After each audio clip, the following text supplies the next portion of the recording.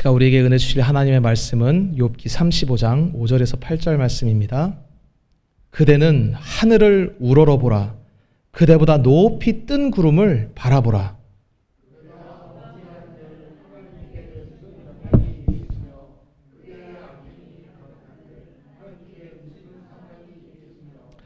그대가 의로운들 하나님께 무엇을 드리겠으며 그가 그대의 손에서 무엇을 받으시겠느냐.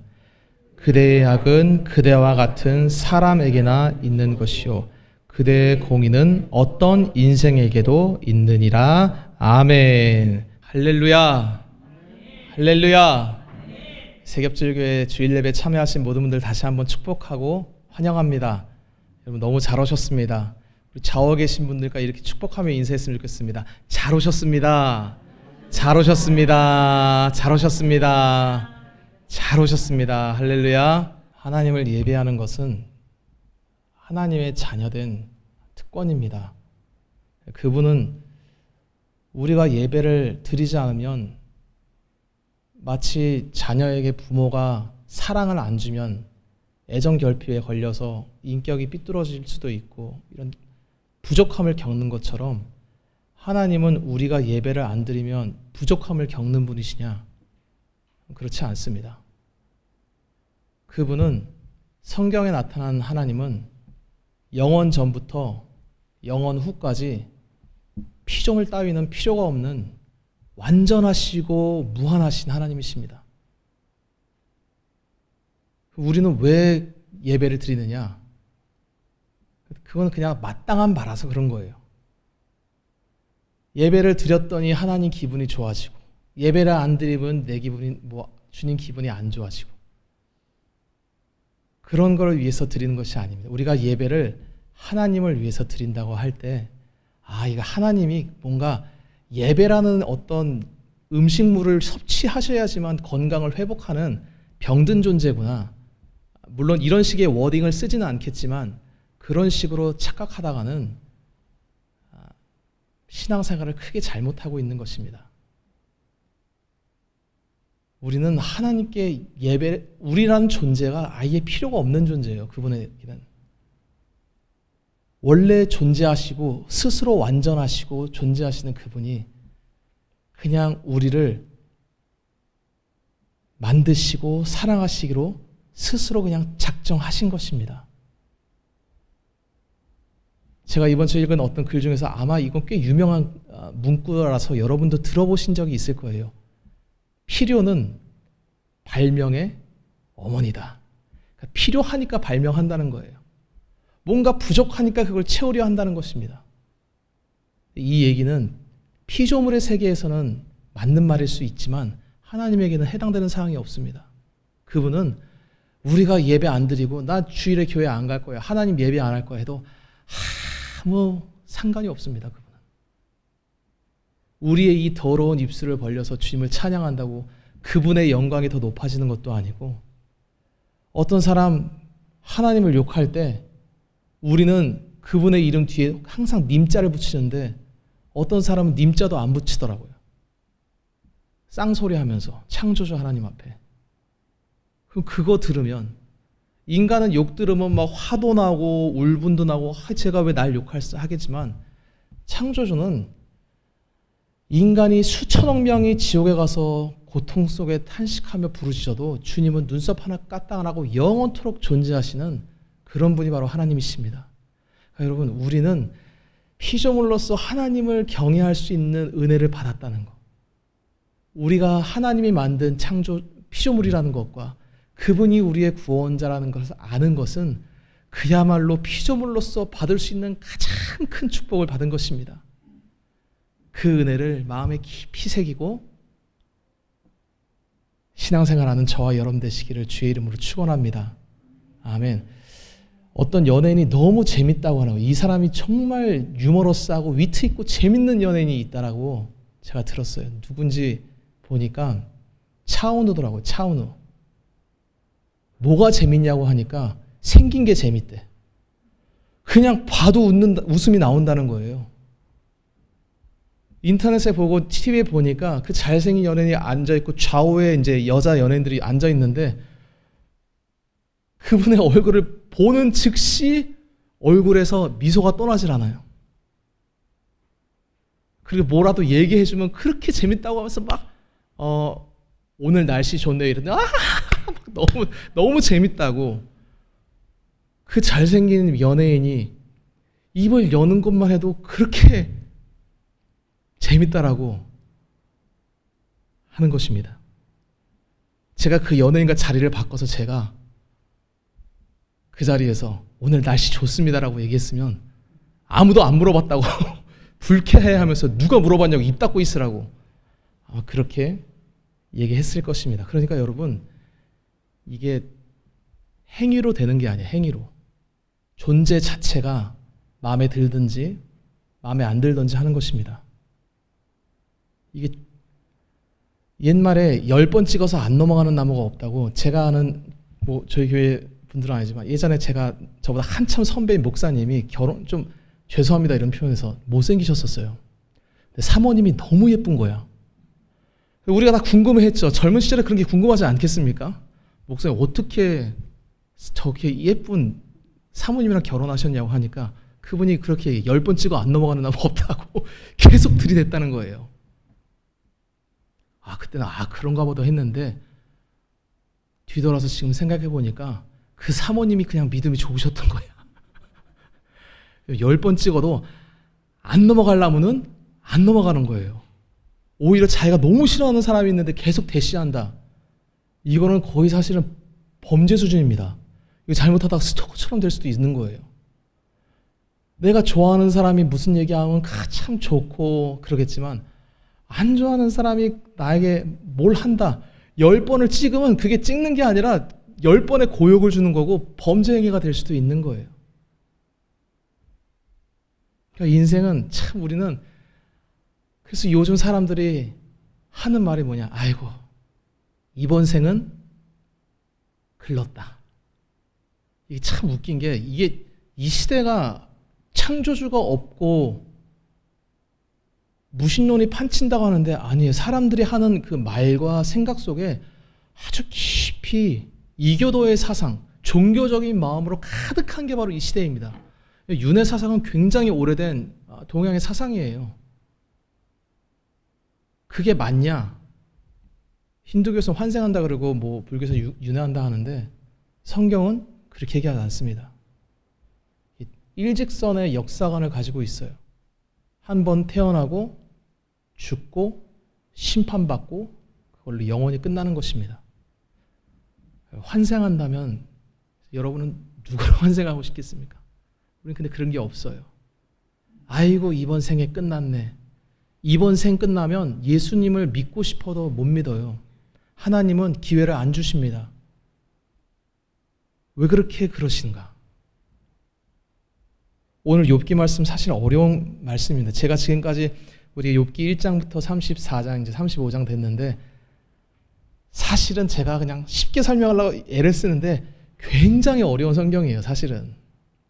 그럼에도 불구하고 주님이 은혜를 주셔서 올 한 해 우리가 1장부터 재미있으셨죠 여러분? 네, 유익하게 이렇게 말씀을 보고 지나왔습니다. 오늘 이 35장은 원래 욥기의 주인공은 표면적으로는 욥, 실제로 욥기 주인공은 누구죠? 누구시죠? 예수님. 네. 욥기는 영원하신 하나님이 육체를 입고 이 땅에 우리 죄를 대신하기 위해서 오셨을 때 그분이 인간으로서 어떤 고난을 당하는지를 설명한 책이 욥기예요. 그분이 죄가 없기 때문에 인간 중에 그래도 제일 의롭다 하는 욥을 택해서 이런 일을 당하게 하신 거고, 그가 죄가 없이 철저히 하나님을 경외하다가 이런 일을 당했을 때 그 비통함, 그 괴로움을 토로하면서 예수님의 마음이 어땠을지를 무지한 우리에게 가르쳐주는 책이 바로 욥기입니다. 그러나 욥이 죄가 없다고 해서, 그렇게 온전하다고 해서 정말로 욥이 그러면 예수 없이도 구원받을 수 있는 자인가? 그럴 수는 없죠. 그렇기 때문에 욥기 후반부에 엘리후라는 사람이 등장해서 욥을 꾸짖기 시작합니다. 오늘 본문 이 말씀이 그 우리가 쭉 봐온 엘리후의 지적 중에 하나예요. 여기서 엘리후는 이제 여기서 욥은 훈련의 입장이고 엘리후가 예수님의 역할을 대신하는 거예요.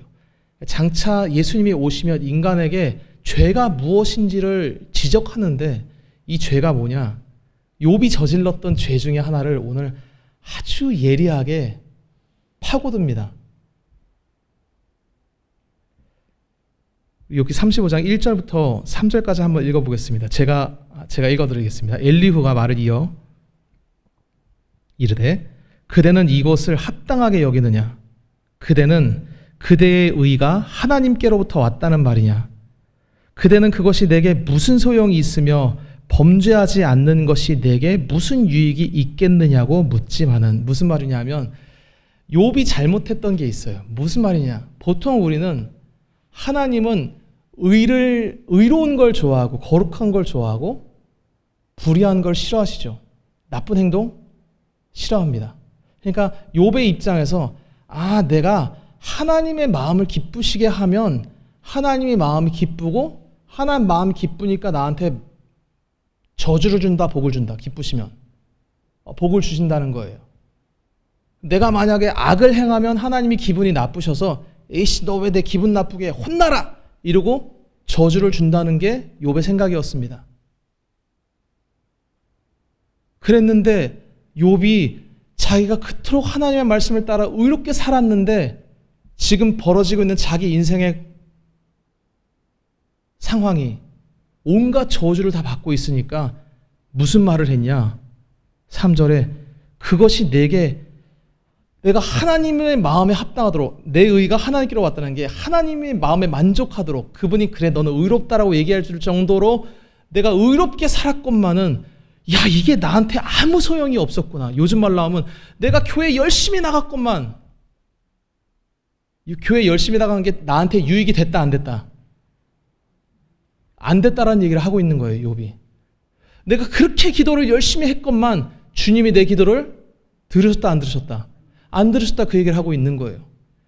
이거 해봤자 다 소용없는 짓거리네. 신앙생활 해봤자 소용이 없는 짓이네. 왜? 여러분 욥처럼 욥 외에는 이런 말을 할 정도의 신앙생활을 이렇게 철저하게 했던 사람이 인류 역사상 찾아보기가 쉽지 않습니다.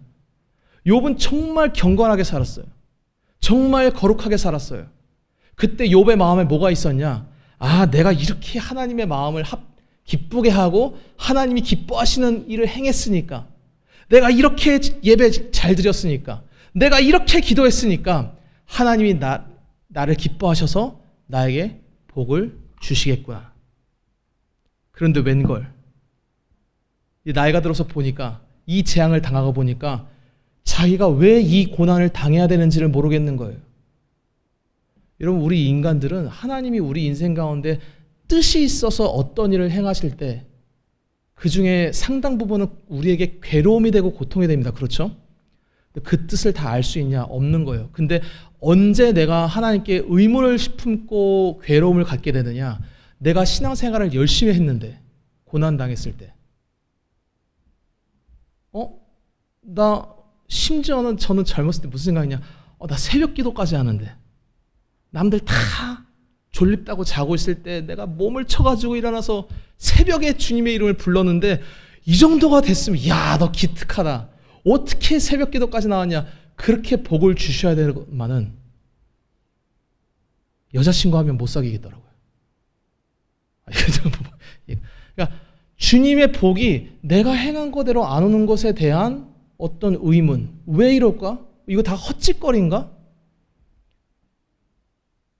일전에 제가 목회 시작하고 만났던 꽤 많은 사람들이 저에게 질문했던 게 그겁니다. 제가 기도했는데 서목사님 안 들어주셨습니다. 그때 저의 마음이 절박했다라는 거예요. 난 진짜 돈이 필요했고 내가 무슨 악한 데다 내가 돈 쓴다는 게 아니라 돈 주면 내가 헌금도 열심히 하고 교회 생활도 열심히 하고 다 잘할 테니까 저에게 돈 좀 주십시오. 안 주셨다는 거예요. 그때 그 사람이 저에게 얘기할 때 그 하나님에 대한 실망감, 하나님에 대한 원망이라는 것이 이루 말할 수가 없었습니다. 보통 우리가 잘하면 좀 주님도 아니 주님은 의를 좋아하시고 경건한 거 좋아하시나? 그럼 우리가 잘하면 잘 해주셔야 되는 거 아니에요? 그런데 오늘 엘리후가 무슨 말을 하냐? 굉장히 듣기에 사실 쉽지 않고 어려운 얘기를 하십니다. 욥아 잘 들어봐라. 이 엘리후의 말은 이게 사실은 메시아 예수님이 우리에게 하시는 말씀입니다. 너가 범죄했다 치자. 네가 악을 행했다 치자. 그게 하나님이랑 무슨 상관이 있냐? 무슨 말을 하냐? 하늘의 높은 뜬 구름을 바라보라는 거예요. 오늘도 날씨가 좋아서 날씨도 화창하고 구름도 많습니다. 제가 여기서 와 한번 죄를 저지르고 하여튼 뭔가 악한 짓을 했더니 갑자기 구름이 스멀스멀 끼더니 먹구름이 끼더니 구름이 갑자기 기상이 달라지는 거예요. 여러분 그런 일이 있을 수 있겠습니까? 없겠습니까? 저의 행위에 따라서 뜬 구름이 영향을 받습니까? 안 받습니까? 받는다고 생각하시는 분은 여기 그 선녀보살 찾아가시고 이렇게 나오죠. 반대로 제가 의롭게 행하고 했더니 갑자기 먹구름이 걷히면서 햇빛이 화창하게 떠. 내 행위에 따라서 저 멀리 있는 구름이 영향을 받느냐? 받습니까? 안 받습니까? 안 받는다는 거예요. 이거 왜 이 얘기를 하느냐? 구름 얘기를 하는 게 아니라 하나님이 지극히 높으신 분이시고 피조세계 넘어서 창조세계를 초월해서 계시는 시간과 공간을 초월해서 영원토록 자족하시고 홀로 만족하시는 하나님이 네가 범죄하고 네가 의를 행한다고 해서 그게 하나님에게 무슨 손실이 되고 무슨 득이 되겠느냐 이 말을 하는 거예요. 사람은 다 타락한 다음에 무슨 생각을 하느냐? 아, 내가 무슨 행위를 했을 때, 내가 예배를 드렸을 때, 내가 기도를 했을 때, 내가 선행을 했을 때 하나님이 그거를 보고 야 대단하다, 내가 고팠어, 내가 누군가는 그렇게 해줘야 되지 않나 그런 생각 때문에 굉장히 결핍을 겪고 있었는데 네가 해주니까 내 마음이 좋다. 그렇게 행하시는 분이 아니라는 것입니다. 욥이 그렇게 생각하고 있었다는 거예요. 그럼 이게 무슨 말이야? 그러면 선행도 하지 말고 이게 뭐야? 하나님이랑 우리는 아무 상관이 없는 거야?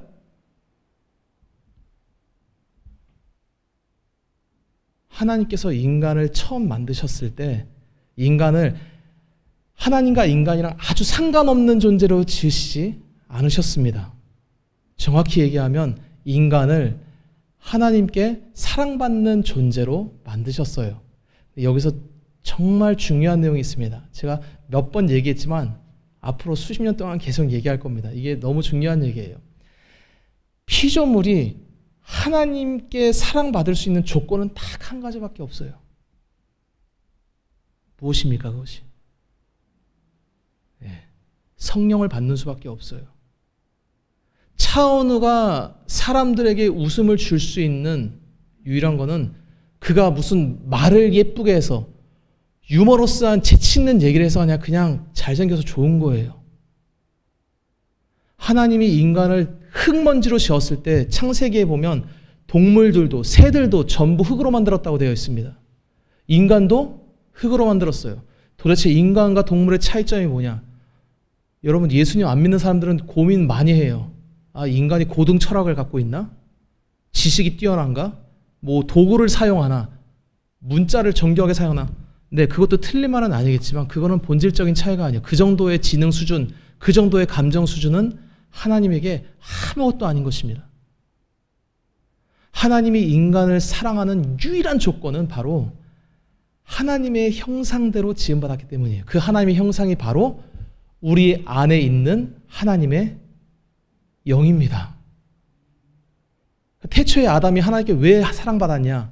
하나님의 영을 가지고 있었기 때문이에요. 그걸 아담도 알았습니다. 그런데 아담과 하와가 자기가 하나님께 그러니까 이 사랑이라는 것은 쌍방적인 게 아니라 일방적인 거였어요. 근데 이 사랑을 거부하고 내가 스스로 사랑받을 수 있는 하나님처럼 동등한 존재가 되겠다고 벌인 죄가 바로 선악과 사건입니다. 그때 인간은 죄가 인간 안에 들어오면서 어느 정도까지 인간이 빠르게 망가지느냐, 그 다음에 인간은 자기의 어떤 행위로 그 다음에 나뭇가지 무화과 잎으로 자기 입을 가리라고 하고 이거 빨가벗었네, 하나님 앞에 내 모습이 누추하겠구나, 하나님은 인간이 빨개 벗었다, 옷 입었다 이게 중요한 게 아니야. 하나님의 영이 있으면 사랑받는 것입니다. 아담이 바뀐 거예요. 자기의 행위로 자기를 가리려고 하고 자기의 어떤 행실로 주님 앞에 영향을 끼치려고 하는 타락한 존재로 싹 바뀌어버린 것입니다. 그 이후 인간은 하나님을 몰라요. 내가 어떤 행위를 해야 지극정성이면 하나님도 감동하고 내가 어떻게 하면 하나님이 영향을 받는 존재로 창조주를 오해하고 창조주를 무시하는 병든 존재로 인간은 살아갑니다. 그렇게 해도 하나님의 사랑을 못 받는다. 인간에게 근본적으로 있는 그 결핍이 온갖 가지 애정 결핍의 문제로 나타나는 거예요. 부모가 자식을 사랑하는 건 당연한데 그거보다 더 중요한 겁니다. 인간은 하나님을 떠난 순간부터 극심한 영적 결핍을 시달리기 시작하는데 그때부터 타락한 피조물로 내 마음과 몸을 채우기 위해서 도박에도 빠지고 이성에도 빠지고 온갖 것에 빠지지만 결국 채우지 못한 채 살아가다가 지옥 가는 것이 바로 인간의 비참한 현실이에요. 오늘 엘리후가 욥에게 얘기하는 거예요. 야, 너 무슨 일을 하든 하나님이 아무 상관없어. 이거 진리의 말씀입니다. 이거 사실 굉장히 어려운 내용입니다. 왜 예수님이 이런 말씀을 하시느냐? 인간이 죄를 지었을 때 제일 문제되는 게 뭐였냐? 결국 하나님의 영이 우리 안에서 떠난 거예요. 존재론적인 문제입니다. 하나님의 영이 떠나도 우리가 뭐 행위를 할 수 있냐? 나가서 선행할 수 있고 이웃 도와줄 수 있고 뭐 착한 일 할 수 있냐? 할 수 있죠. 그 모든 행동이 하나님 눈에 볼 때는 하나님께 영향이 있다 없다? 없다는 걸 말하고 있는 거예요. 하나님의 마음에 만족하려면 유일하게 인간이 뭘 갖고 있어야 되냐? 예수의 영 또는 성령, 하나님의 영 다 똑같습니다. 하나님의 영을 받아야지만 하나님께 기쁨이 될 수 있어요. 왜? 우리 존재론적으로는 아예 하나님께 기쁨이 안 돼요. 어떤 피조물도. 천사라도 하나님을 기쁘시게 할 수 없어요. 인간이 하나님께 기쁨을 드릴 수 있는 유일한 길은 바로 하나님의 영이 거하는 존재뿐입니다. 그 존재가 오신다는 것입니다. 그게 누구십니까? 예수. 그분은 얼마나 성령 충만하신 분이시냐? 애당초 태어날 때 모태로부터 성령으로 잉태되신 분이세요. 죄가 없으신 분이세요. 하나님의 뜻에 한 번도 어김이 없는 위대하신 하나님이십니다.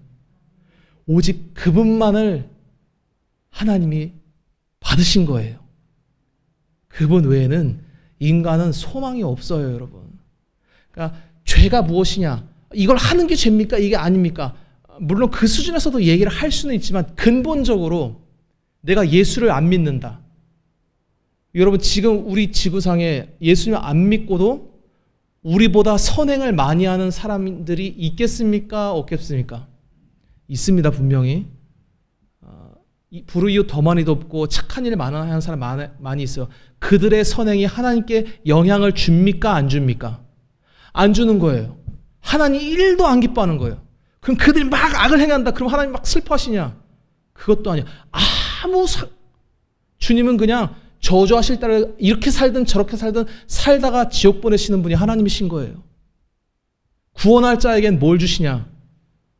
죄사함의 권세를 가진 예수를 알려주시고 그 이름을 믿었을 때 우리 안에 뭘 부어주시냐? 성령을 부어주십니다.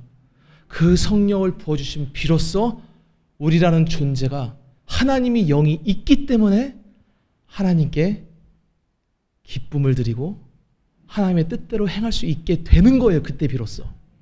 행위의 문제가 아닌 거예요. 오늘 왜 욥이 왜 이렇게 무시무시한 말을 하지? 분명히 성경에는 뭐 하나님을 기쁘시게 해야 되고 뭐 하나님이 이렇게도 하시고 왜 그 모든 게 다 예수님에 대한 예언이기 때문에 그렇습니다. 여튼 왜 갑자기 하나님은 네가 아무리 의로워도 뜬구름처럼 상관이 없으시고 네가 범죄를 막 저지른다 해도 하나님은 그거에 대해서 그거 네가 범죄한다고 뭐 합하겠으며 그런 분 아니시다라고 얘기하고 있습니다. 여러분 그 우주로 나간 우주인이라고 하는데 그 외계인이 아니라 우주선 타고 밖에 나가서 지구를 본 사람들이 하나같이 얘기하는 게 있습니다. 너무 아름답다. 평온하다. 이 땅에서 얼마나 많은 일이 있습니까? 우리 가정사, 국가사, 세계사가 막 출렁이고 막 온갖 일이 다 있는데 하나님은 그 세계를 갖고 막 이거 대한민국 큰일 났네. 세계 경제가 큰일 났네. 이거 어떻게 해야 되냐? 영향 안 받으십니다. 그냥 자기 뜻대로 온 세계 역사를 그냥 다스리실 뿐이에요. 그분의 마음에 기쁨을 드리고 그분에게 영향을 줄 수 있는 유일한 존재는 사실 하나님 스스로가 그렇게 하시는 길밖에 없습니다. 그래서 우리에게 하나님의 영을 부어주시는 거예요.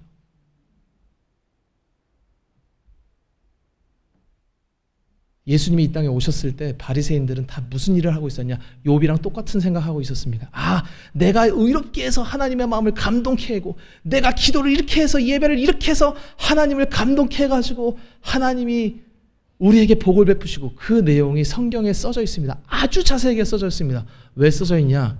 니들이 할 수 있어서 아니에요. 너희들은 못하는데 그 일을 장차 오실 하나님의 유일하신 독생자 예수 그리스도가 하신다는 예언입니다. 그러니까 여러분 이 피조물이라는 것은 사실 하나님 앞에서 먼지 한 톨이랑 다를 바가 없어요. 내가 정말 대단한 존재입니다. 나는 훌륭한 존재입니다. 훌륭하시지. 인간 수준에서는 다 훌륭한데 하나님 앞에서는 인간이 티끌과 짐승과 다를 바가 있냐? 하나도 없습니다. 그럼 우리를 도대체 왜 사랑하시냐? 이걸 성경에서 뭐라 그러냐? 따라해보겠습니다. 무조건적인 사랑. 크게 또 따라해보겠습니다. 조건 없는 사랑.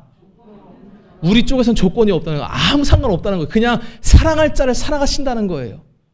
은혜 부을 자에게 은혜 부어주겠다는 것입니다. 세ገብ절교에 나와서 예수를 듣게 할 자는 듣게 하겠다는 거예요. 왜? 내가 잘나서? 내가 훌륭해서? 내가 신앙생활을 열심히 해서? 아니에요. 하나님의 전적인 은혜로 그렇게 하시는 것입니다. 성경에 분명히 하나님을 기쁘시게 할까 무엇인지 생각하라고 했고 하나님의 기쁨 되기 위해서 노력하라고 했고 나 주민이 기쁨 되기 위해 노력하라 했는데요. 그거는 하나님의 성령을 받은 자, 구원받은 자들에게 성령께서 행하시는 일을 말하는 것입니다. 우리는 존재론적으로 우리는 영원토록 그냥 피조물일 뿐이에요. 다만 구원받은 피조물, 하나님의 영을 다시 받은 피조물입니다.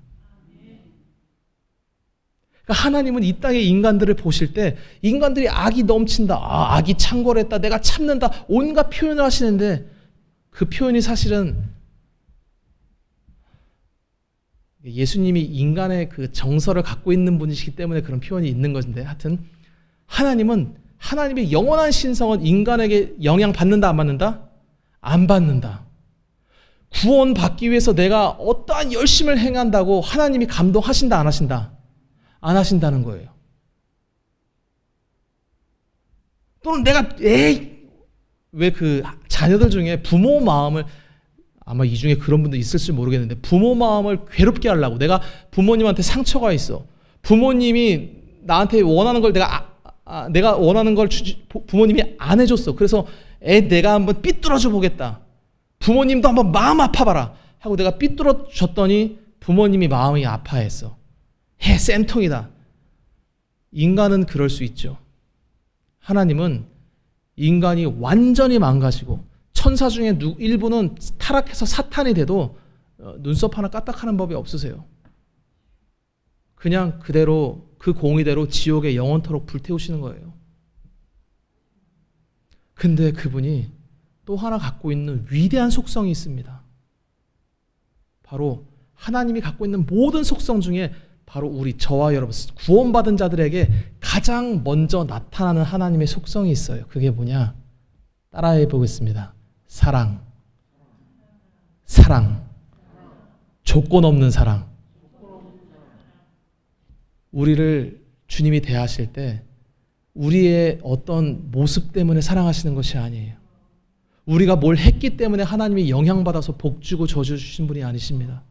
그냥 사랑하기로 조건 없이 택하시고 예수님을 알게 하시고 믿게 하신 분이 우리 하나님 아버지십니다. 어떤 분이 그래요. 그래도 내가 믿어야 되지 않겠습니까? 내 자유의지로 내가 안 믿으면 안 되잖아. 내가 믿어야 되잖아요. 네, 그 말이 맞죠. 하지만 성경에서는 그 믿음을 1번으로 놓지 않아요. 그 믿음 앞에 뭐가 있냐? 하나님이 믿도록 역사하셨다라고 얘기하는 거예요. 제가 이렇게 기도해가지고 복 받았는데요. 기도하니까 주님이 역사하시던데요. 네, 그 말이 틀린 말은 아닙니다만 성경은 우리의 기도를 1번으로 놓지 않아요. 은총과 간구하는 심령을 내가 너에게 부어주겠다. 기도의 영을 너에게 부어주겠다. 여러분, 우리가 하나님 앞에 하는 것 중에서 하나님이 스스로 먼저 일으켜서 행하지 않은 일은 하나도 없습니다. 그분은 스스로 모든 일을 주장하시고 운행하시는 위대하신 전능자 창조주 하나님이세요. 우리의 구원도, 우리 여기 이사 오기 전에 교인 중에 여럿이 저한테 그랬습니다. 창문에 붙여놨었어요. 구원의 시작, 구원의 완성, 예수 그리스도. 많은 분들이 그 구절 때문에 실족했었습니다. 이단스럽다고. 그래서 저도 사실은 고민하다가 결국 뗐지만, 사람들은 구원의 시작이 나고 완성은 예수, 또는 구원의 시작은 예수인데 완성은 내가 하고, 이게 착각하는 거예요. 아니에요, 여러분. 우리는 죽을 때까지 우리의 구원을 시작도 완성도 하시는 분이 예수님이십니다. 그러니까 그 전능하심 앞에 우리는 기쁘기도 하면서 한편으로는 두렵기도 하면서 한 거예요. 그분의 뜻을 거스를 수 있는 피조물이라는 건 없는 거예요. 그분이 우리를 사랑하기 때문에 예수님도 알게 해주시고 믿게 해주시고 그분께 예배하게 해주시고 기도하게도 하신 것입니다. 이 모든 것이 누구의 은혜냐? 왜 우리에게 그런 은혜를 주셨느냐? 다 누구의 공로겠습니까? 누구의 공로이겠습니까? 예수님의 공로예요. 예수님의 공로. 예수님이 우리의 죄를 사하지 않으면 그분은 거룩하신 분이라 우리 안에 다시 안 들어오세요. 더럽고 추악해서. 성경에는 우리의 마음을 뭐라고 하느냐? 만물보다 심히 더럽고 썩어서 악취나는 것이 인간의 심령이라고 얘기합니다. 저도 제 마음을 들어보는 게 때로는 싫어요.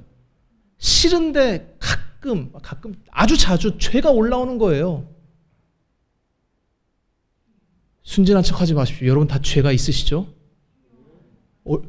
여러분, 하나님이 죄를 싫어하시는 수준은 인간이 상상을 초월합니다. 어마어마하게 싫어하세요. 얼마나 싫어하시느냐? 죄 지은 영혼을 내가 반드시 심판하리라 하면서 예수의 공로 없으면 지옥에 보낸 다음에 100년, 아니 1000년, 10,000년, 영원토록 지옥에 가둬놓으시는 공의로우신 하나님이 바로 우리 창조주세요. 그분이 도대체 왜 우리의 이 더러운 심령에 와 계시냐고요. 예수의 공로가 그렇게 어마어마한 거예요. 예수의 이름을 부르는 자에게 예수님께서 우리의 모든 죄를 다 용서하고 성령을 부어 주시는 것입니다. 그러니까 내가 성령을 받는 게 갈라디아서 말해, 너희가 성령을 받은 것이 행위로 도대체 받았느냐? 율법을 너희가 잘 지켜서 받았느냐? 아니라 믿음으로 받지 않았느냐? 너희가 그 은혜를 믿음으로 받지 않았냐? 우리는 자랑할 것이 우리 안에 하나도 없는 자들입니다. 저는 모태신앙입니다. 이 중에 모태신앙 아닌 분들도 있고 모태신앙인 분들도 있는데, 모태신앙이든 아니든 인생 살다가 죽기 전에 어느 시점에서든지 내가 예수님을 만났다, 어마어마하게 복받은 자입니다. 그 자는 죽기 전에 믿어도 구원받는 거예요. 기독교 집안에서 태어나서 주님을 믿었다, 더 감사한 일이죠. 이 모든 일을 누가 이렇게 역사하시느냐? 하나님이 하신다, 이 말입니다. 사랑하는 성도 여러분, 이게 그러니까 내가 이렇게 행위했을 때 하나님도 반대급부로 나에게 이렇게 주셔야 된다, 이렇게 해야 된다 하는, 마치 내가 하나님이랑 동등된 어떤 쌍무적인 계약관계, 내가 이렇게 했으면 기브 앤 테이크를 해야지, 이런 식으로 생각하는 거는 피조물로서 창조주를 어마어마하게 욕되게 하는 거예요. 그런 하나님은 존재하지 않습니다. 누가복음 17장 9절 10절을 저와 여러분이 같이 한 목소리로 한번 읽어보겠습니다. 시작. 명한 대로 하였다고 종에게 감사하겠느냐? 이와 같이 너희도 명령 받은 것을 다 행한 후에 이르기를 우리는 무익한 종이라 우리가 하여야 할 일을 한 것뿐이라 할지니라. 아멘. 이게 뭐 앞절 좀 긴 내용인데 제자들이 믿음을 좀 주십시오. 제가 믿음이 없습니다 했더니 주님께서 너희는 쓸모없는 자들이야 이 얘기를 하신 거예요. 아주 기분 상할 수 있는 얘기를 한 겁니다. 오늘 엘리후가 얘기한 것처럼 야 네가 의로워도 하나님이랑은 상관없고 멀리 있는 구름보다 더 높이 계신 분이 네가 의로운 행위를 행하든 네가 선행을 행하든 네가 아무리 대단한 신앙적인 일을 하고 선행을 베풀든 하나님 아무 상관없어. 너는 피조물이니까 그냥 시킨 일 하면 돼. 그리고 너희들은 당연히 마땅히 무슨 말을 해야 되냐? 저는 무익한, 이게 성경이 고상해서 무익한, 쉽게 말하면 난 쓸모없는 자입니다. 아무짝에 쓸모없습니다 라고 고백하는 자가 믿음을 가진 자라는 거예요. 왜? 하나님 눈에는 행위적인 것은 아무것도 중요한 게 아니에요. 차은우가 날씨 좋다라고 얘기한 그 날씨 좋다라는 말 자체가, 그 행위 자체가 재밌는 게 아니에요. 잘생긴 게 재밌는 거예요. 사람이 선행을 하는 것 그 자체가 예쁜 게 아니에요. 성령을 받은 거, 하나님의 영을 받은 자가 하나님 눈에 이뻐 보이는 것입니다. 왜? 그 안에 하나님의 영이 있으니까. 그러니까 크리스찬들이 잘 생각해야 돼요. 크리스찬들, 예수 안 믿는 사람들이 성경 보고 하는 얘기가 뭐냐? 결국 이웃 사랑하라는 얘기네? 부처님도 생명 있는 모든 존재를 사랑하라 그랬고 살생하지 마라 그랬는데 뭐 다 비슷비슷한 말이네. 천만에. 그런 얘기 아니에요, 여러분. 개미 밟으면 개미가 비명 지르지 않느냐. 생명 있는 모든 것을 사랑해야 된다. 그래서 고기 안 먹는 것입니다. 힌두교는 소고기 안 먹고. 저는 이번 주에 누가 음식을 대접해서 곱창을 먹었는데 맛있더라고요. 우리는 다 먹는 거예요. 먹고 마시는 거랑 하나님 나라는 상관이 없습니다. 성령을 받았느냐 안 받았느냐가 중요한 거예요.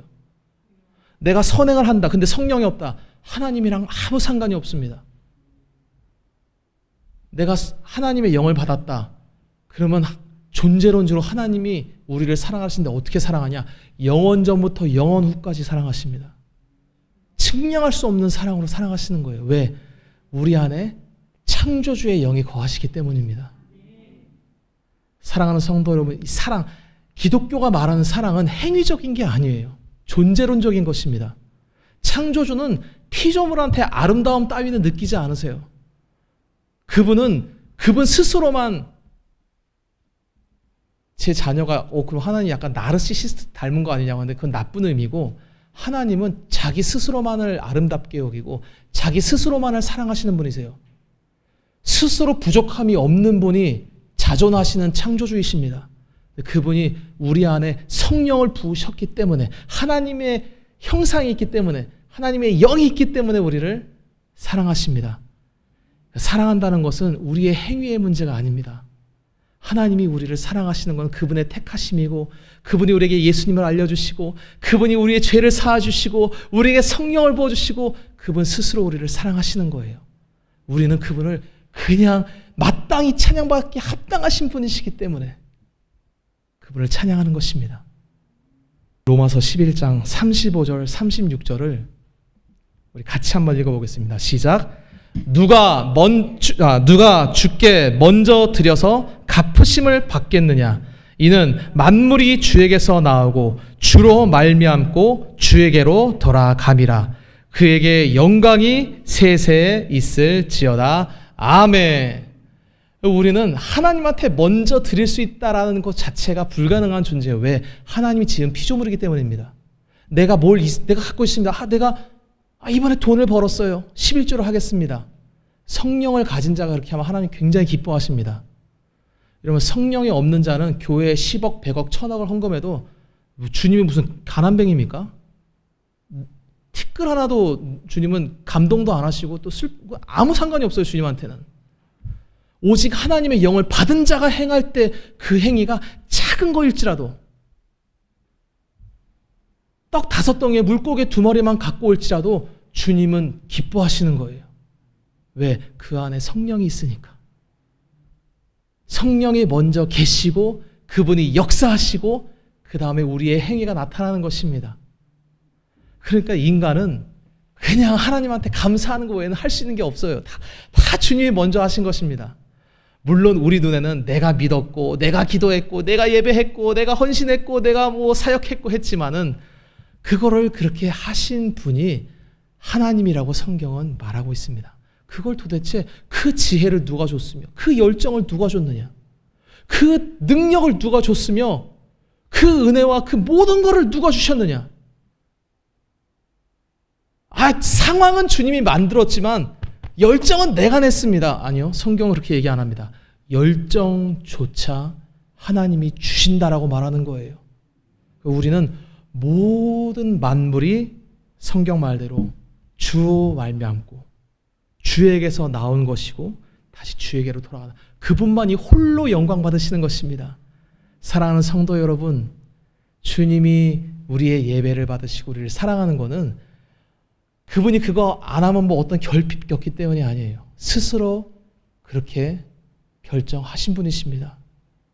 우리가 예배할 때 내가 이렇게 예배하면 주님이 기뻐하시겠지. 기뻐하십니다. 근데 왜 그러냐? 성령을 받았기 때문에, 예수님의 영을 받았기 때문에, 예수님의 이름을 붙잡고 주님 앞에 나아가기 때문에 주님이 기쁘게 받아주시는 것입니다. 이제 예수님을 믿고 성령이 내주하시는 자는 이 성령이 계시네, 할렐루야 함께 하시네, 항상 주님이 함께 하시며 그 사람을 항상 기뻐하십니다. 물론 우리가 죄 지으면 주님은 혼내십니다. 근데 그것도 사랑 안 하시기 때문이 아니라 사랑하니까. 그래서 성경은 뭐라고 하느냐? 사랑하는 자녀마다 징계하시느니라. 여러분, 세상 사람들 죄 지을 때 하나님은 거의 징계 안 하십니다. 주의 영이 없는 자들은 아무리 죄를 추악하고 심각하게 지어도 오늘 말씀처럼 하나님이랑 상관이 있다 없다? 없어요. 그냥 택하지 않은 자녀들은 죄 짓다가 지옥 가게 내버려 두시는 거예요. 그분은. 그게 그분의 선택이에요. 그게 그분의 자유의지이십니다. 우리는 왜 구원받았냐? 우리 쪽에 이유가 있다 없다? 없어요. 왜 우리는 예수님을 알게 되었는가? 나는 왜 예수를 믿는가? 우리 쪽에는 아무 이유가 없어요. 전부 예수님의 은혜입니다. 그저 예수님의 은혜입니다. 우리가 신앙생활 할 때 더 이 은혜를 의지하면서 항상 감사드리는 저와 여러분 되시길 축복합니다. 하시라도 내가 이렇게 잘했으니까. 물론 여러분, 신앙생활을 열심히 성실하게 하고 교회를 잘 섬기고 주님을 섬기면 주님이 복을 주세요. 왜 주시냐? 성령을 받았기 때문에 그런 것입니다. 성령이 없는데 그렇다? 주님이랑 상관이 없어요. 죄를 짓든 의를 행하든. 오직 이게 존재론적인 거예요. 복이라는 것은. 그러니까 우리 성도들도 내가 행위로 보면 사실 우리가 그렇게 뭐 잘났느냐. 내가 나를 볼 때 내 주변 사람보다 내가 그래도 좀 낫다라고 생각되시는 분 한번 손들어 보십시오. 낫다라고 생각할 수도 있고 아닐 수도 있겠지만 그렇게 중요한 문제 아닙니다. 우리 성도에게 제일 중요한 거는 어떤 면에서는 여러분, 성도가 사회에서 교회를 욕하는 게 100% 다 틀렸다라고 저는 얘기하진 않아요. 왜 이렇게 너희들은 죄를 많이 짓냐? 너희들 예수 믿는다면서도 왜 그렇게 돈 밝히고 악한 짓은 더 많이 하고 거짓말을 왜 이렇게 많이 하냐 할 때 그 말이 전부 틀린 말은 아니라고 저는 봐요. 우리가 다 그렇습니다. 근데 그렇다고 하나님은 우리는 악을 행하고 우린 잘못했어. 근데 밖에 주님 안 믿는 사람들은 의롭게 행하는 거예요. 그러면 그 믿지 않는 사람들에 의해 하나님이 감동하시느냐? 아닙니다. 하나님의 사랑과 은혜는 오직 하나님의 영을 받은 우리에게만 있는 거예요. 다만 주님은 말씀하시는 거예요. 너희가 사랑을 받았지 않느냐? 사랑받은 자처럼 행동해라라고 주구장창 얘기하는 것입니다. 성도 여러분, 우리는 주님의 값없는 은혜를 받았습니다. 이게 우리의 조건이 아니에요. 그냥 사랑해 주신 거예요. 한없이 사랑하니까 사랑받는 자처럼 행해라. 더 이상 열매 없는 어둠의 일을 행하지 말고 더러움과 음행과 도적질과 살인과 거짓말 이런 거 하지 말고 우리를 주님이 사랑하셨으니까 그 사랑받는 자녀처럼 빛의 자녀로서 행하라고 주님이 말씀하십니다. 이제 우리 세겹조교회 오늘 설교 들은 성도님들 앞으로 주님을 섬기면서 내가 이렇게 훌륭하구나 이런 생각은 하시라도 하지 마시고 우리 안에 하나님의 영이 거하셔서 그분 공로 때문에 예수의 공로 때문에 나의 행위와 이 모든 것을 주님이 받아주시는 것이구나. 나는 본질적으로 무익한 종이구나. 오늘 누가복음에 읽은 것처럼 나는 쓸모없는 종입니다. 난 사실 아무것도 주님께 유익을 드린 것이 하나도 없는 존재입니다. 이런 아름다운 믿음의 고백을 하고 주님이 주시는 모든 하늘과 땅의 기름진 복을 받아 누리는 저와 여러분 되시기를 주의 이름으로 축원합니다. 아멘.